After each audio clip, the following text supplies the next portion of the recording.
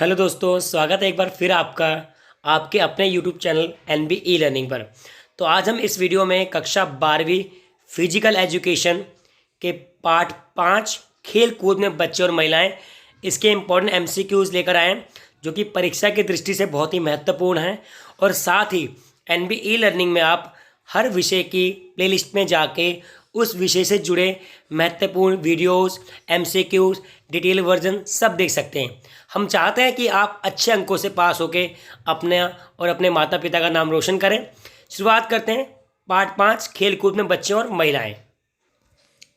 तो बेटा, पहला प्रश्न है, आयु बढ़ने के अनुरूप विभिन्न प्रकार की शारीरिक गतिविधियों करने की क्षमता निम्न में से क्या कहते हैं। यानी उम्र आयु बढ़ने के अनुरूप विभिन्न प्रकार की शारीरिक गतिविधियों करने की क्षमता को क्या कहा जाता है। बिल्कुल सही उत्तर है गामक विकास, मोटर डेवलपमेंट। अच्छा, आपको बता दूं क्या होता है मोटर डेवलपमेंट। देखो बेटा, जब हम शरीर के अंगों का प्रयोग करते हैं, यानी कोई भी हम काम करने के लिए शरीर के अंगों का प्रयोग करते हैं, उसे मोटर डेवलपमेंट कहते हैं। यानी शरीर के अंगों द्वारा कोई भी क्रिया करना वह मोटर डेवलपमेंट होता है। जैसे उठना, दौड़ना, बैठना, चलना, लिखना, चित्रकारी। और गामक विकास कितने प्रकार का होता है? 2 प्रकार का। गामक विकास 2 प्रकार का होता है, स्थूल गामक विकास और सूक्ष्म गामक विकास। तो स्थूल गामक विकास क्या होता है? स्थूल गामक विकास बेटा वो होता है जिसमें अभी क्रिया करने में आपके बड़े अंग शामिल हो, जैसे कि हाथ, पैर, यानी कि दौड़ना, चलना, उठक बैठक लगाना। ठीक है, ये सब क्या हो गया? ये स्थूल में आ जाएंगे। ठीक है। और सूक्ष्म यानी कि जिसमें आपके छोटे अंग शामिल हों, उंगलियां हो गए, जैसे चित्रकारी करना, पेंटिंग करना, लिखना, ये सब क्या आ जाएंगे? स्थूल गामक, सूक्ष्म गामक। तो गामक विकास 2 प्रकार का होता है बेटा, स्थूल और सूक्ष्म। ठीक है, आगे बढ़ते हैं। किसी बच्चे के गामक विकास को निम्न में से कौन से कारक प्रभावित करते हैं? मतलब कौन कौन से फैक्टर हैं जो किसी बच्चे के मोटर डेवलपमेंट यानी शरीर के अंगों के विकास में प्रभावित करते हैं? अनुवांशिक कारक, पोषण, मोटापा। D is the right answer कि उपरोक्त सभी। इसके अलावा भी हैं आपका खान पान, आपका पर्यावरण, आप किस परिवेश में पैदा हुए हो, आपकी इस भू आकृति, जलवायु, ये सब आपके गामक विकास को प्रभावित करते हैं। प्रश्न नंबर 3 की ओर बढ़ते हैं। रीढ़ की हड्डी का पीछे की ओर टेढ़ा होना निम्न में से किस प्रकार के आसन संबंधी विकृति है? यह प्रश्न आ चुका है कि रीढ़ की हड्डी का पीछे की ओर टेढ़ा होना निम्न में से किस प्रकार के आसन संबंधी विकृति है, वो आपको बताना है। तो सही उत्तर है कायप्सिस। 20 राइट आंसर। कायप्सिस कहते हैं जब रीढ़ की हड्डी पीछे की ओर टेढ़ी हो जाती है। ठीक है, अगला क्वेश्चन। तो रीढ़ की हड्डी आगे की ओर टेढ़ा होना कौन सा कहलाएगा? पीछे की ओर तो आपने बता दिया कायप्सिस है, लेकिन आगे की ओर होने वाला क्या होगा बेटा? लॉर्डोसिस। आगे की ओर होता है लॉर्डोसिस। और रीढ़ की हड्डी का एक और झुकना होता है स्क्योलोसिस। ये तीनों आपको याद करने हैं, 3 में से एक क्वेश्चन जरूर परीक्षा में आएगा।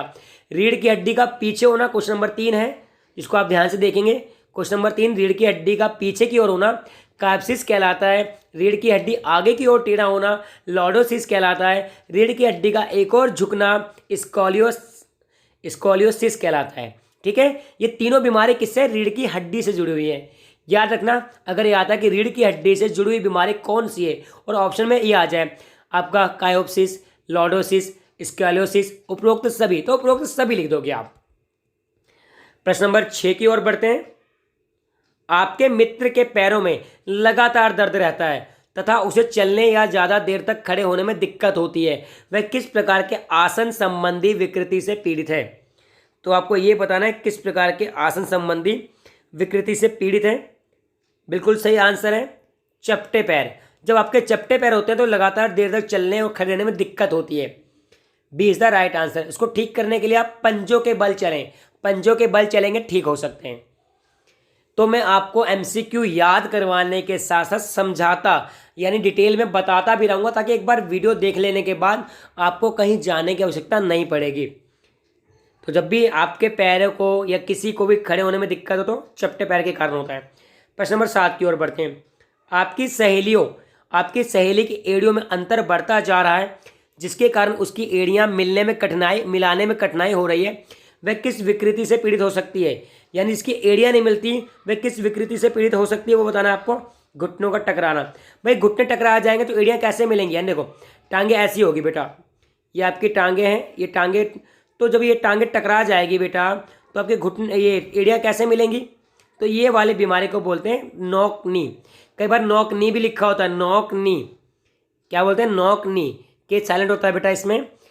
तो जब आपकी कोई सहेली या कोई भी पूछे नाम बदल सकते हैं कि एक बच्चा है उसकी एड़ियाँ मिलने में कठिनाई हो रही है और एड़ियों का अंतर बढ़ता जा रहा है, तो क्या बीमारी हो सकती है, घुटनों का टकराना, ए इज द राइट आंसर। प्रश्न नंबर 8, आपकी 18 वर्षीय सहेली के घुटनों के बीच अंतर बढ़ता जा रहा है। अब ऐसा होगा, देखो बेटा आपकी टांगे हैं, देखो ये टांगे हैं, टांगे ऐसी हो रही हैं, यानी कि घुटनों के बीच अंतर बढ़ रहा है, ये घुटने हैं ये मैच नहीं हो रहे, तो कौन सी बीमारी हो सकती है वो आपको बताना है। बाहर की ओर मुड़ी हुई टांगे, बो लेग, धनुषाकार टांगे कह देंगे हम, धनुष आकार टांगे, बो लेग्स, वो मतलब धनुष होता है, तो धनुषाकार टांगे, बाहर की ओर मुड़ी टांगे, जब घुटनों के बीच अंतर बढ़ जाए तो बो लेग्स, जब एड़ियों के बीच अंतर बढ़ जाए तो नॉक नी, याद रखना इसको, ठीक है। प्रश्न नंबर 9 की ओर बढ़ते हैं। प्रश्न नंबर 9 है कि नई टी शर्ट का ट्रायल देते समय आपने देखा कि आपके कंधे बहुत ही गोल प्रतीत हो रहे हैं, निम्न में से कौन सी समस्या हो सकती है। गोल कंधे वाली बीमारी का नाम है राउंड शोल्जर, यानी कि गोल या झुके कंधे, बीमारी का नाम ही है गोल या झुके कंधे, यानी कि राउंड शोल्जर। इन लोगों के कंधे आगे की ओर गोल होते हैं, चौड़े नहीं होते, गोल होते हैं, ठीक है। अगले प्रश्न की ओर बढ़ते हैं। प्रश्न नंबर 10, पहली बार मासिक रक्तस्राव होना क्या कहलाता है। पहली बार मासिक रक्तस्राव होना कहलाता है बेटा मेनॉर्क, मेनॉर्क, हालांकि परीक्षा में नहीं है लेकिन इस पेपर में है तो मैं आपको बता रहा हूं, मेनॉर्क कहते हैं उसे। प्रश्न नंबर 11, मासिक धर्म का नियंत्रित अंतराल पर ना होना, यानी पीरियड्स का नियमित अंतराल पर ना होना या असाधारण रूप से रक्तस्राव होना, ब्लीडिंग होना, कौन सी समस्या का लक्षण है वो आपको बताना है। तो वो समस्या बेटा असामान्य मासिक धर्म, ठीक है, ए इज द राइट आंसर। प्रश्न नंबर 12, आपके मित्र की अस्थियां इतनी कमजोर हैं कि वे हल्के से झटके में भी टूट जाती हैं, तो कौन सी समस्या होती है। जब भी हड्डियां कमजोर हो जाए तो सबसे बड़ी समस्या होती है ऑस्टियोपेरोसिस की, ऑस्टियोपेरोसिस, यानी हड्डियों की बीमारी को ऑस्टियोपेरोसिस बोलते हैं। हड्डियां अंदर से कमजोर हो जाती हैं, ये कब होता है, विटामिन डी की कमी से, और विटामिन डी किससे मिलता है, धूप से मिलता है। प्रश्न नंबर 13, निम्न में से किस पोषक तत्व की कमी के कारण ऑस्टियोपेरोसिस नामक बीमारी हो जाती है। हमारी हड्डी में क्या होता है, कैल्शियम, तो किसकी कमी से होगा, calcium, C is the right answer.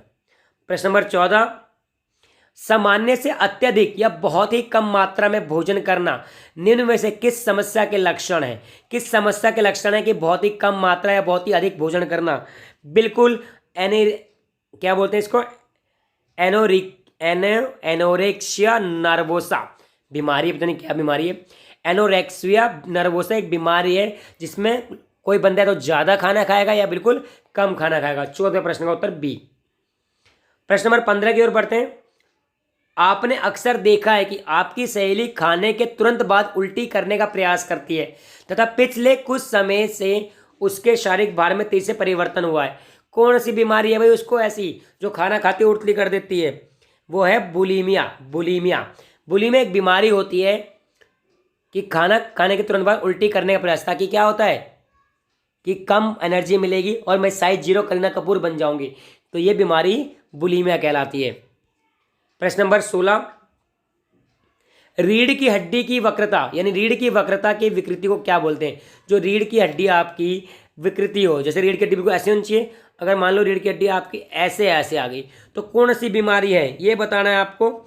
ये है स्कोलियोसिस। मैंने कहा था ना एक और झुकना, जब रीढ़ की हड्डी एक और झुक जाता है, स्कोलियोसिस, जैसे रीढ़ की हड्डी है एक और झुक के स्कोलियोसिस हो गया है। प्रश्न नंबर 17, फ्लैट फुट विकृति यानी चपटे पैर विकृति को और किस नाम से जाना जाता है। फ्लैट फुट यानी चपटे पैर विकृति को और किस नाम से जाना जाता है, पेस प्लानेस से, पेस प्लानेस से जाना जाता है, ठीक है। अगले प्रश्न की ओर बढ़ते हैं। प्रश्न नंबर 18, 13 से 19 वर्ष की आयु को क्या कहा जाता है। किशोर अवस्था कहा जाता है। 13 से 19 साल की आयु को किशोर अवस्था कहा जाता है। ये परीक्षा में आने वाला प्रश्न है, जरूर आएगा। चलो जी, मैच करते हैं। अब मैच नहीं करना आपको, आपको 5 प्रश्न समझने इससे। 19वें प्रश्न से आपको 5 प्रश्न समझने हैं। ये सोच के चलो कि नहीं मुझे 19वां क्वेश्चन देख लिया और उत्तर रट लिया तो ठीक है। गोल कंधे कैसी है? मुद्रा संबंधी विकृति। गोल कंधे मुद्रा संबंधी विकृति है, यानी आपका जो पोस्चर होता है उससे संबंधित विकृति को गोल कंधे। प्रथम रजो दर्शन क्या है? पहला मासिक स्राव को प्रथम रजो दर्शन कहते हैं। ठीक है। महिला खिलाड़ी त्रय यानी कि महिला खिलाड़ी संबंधी समस्या है, महिला खिलाड़ी त्रय बोलते हैं। अस्थि सुशिरिता क्या कहलाती है? अस्थि घनत्व की कमी, ये वाला। ठीक है। और एनोरेक्सिया क्या है? ये भोजन संबंधी विकार है। क्या है ये? भोजन संबंधी विकार है, यानी खाना ज़्यादा खाओ या कम खाओ तो एनोरेक्सिया नर्वेसा हो जाता है। तो आपको उत्तर तो ए लगाना है, लेकिन आपको ये रटना पड़ेगा। क्यों? मान लो सिंगल क्वेश्चन आ जाता तो कैसे करोगे? तो मैं इस 19वें प्रश्न से आपके 5 प्रश्न बनेंगे। गोल कंधे मुद्रा संबंधी, प्रथम रजो दर्शन, पहला मासिक रक्तस्राव, ये सब आपके वीडियो को पॉज करके आप इसको बार बार पढ़ सकते हो। ठीक है। प्रश्न नंबर 20 की ओर बढ़ते हैं। तो सूची मैंने क्या बना दिया? ठीक है, सूची। अब इसमें भी आपके 4 प्रश्न मिल जाएंगे। ओके। तो ऑस्टियोपेरोसिस हड्डी संबंधी बीमारी है। हड्डी की बीमारी को ऑस्टियोपेरोसिस कहा जाता है। ठीक है। क्या है? अनार्तव क्या है भाई? अनार्तव एडियो में अंतर बढ़ने को अनार्तव बोलते हैं। बुलीमिया भोजन संबंधी, बुलीमिया क्या होता है? भोजन संबंधी। और घुटनों को टकराना हड्डी संबंधी। घुटनों को टकराना क्या है? हड्डी संबंधी रोग है। ये 4 पॉइंट आपको लर्न करने। Option number B is the right answer, but आपको क्या करना है? चारों आपको याद करने हैं। चलो भाई, 2 प्रश्न बचे हैं इस वीडियो में। फटाफट वीडियो को लाइक नहीं किया तो लाइक कर दें अगर पसंद आ रही है तो, और कमेंट करके ज़रूर बताएं आपको कैसी लगी। हम चाहते हैं और हम भी इम्प्रूव करें, बहुत अच्छी वीडियो लेकर आए आपके। फर्स्ट टर्म के बाद सेकंड टर्म का सिलेबस भी करवाया जाएगा, इसलिए हम चाहते हैं बेस्ट दें आपको।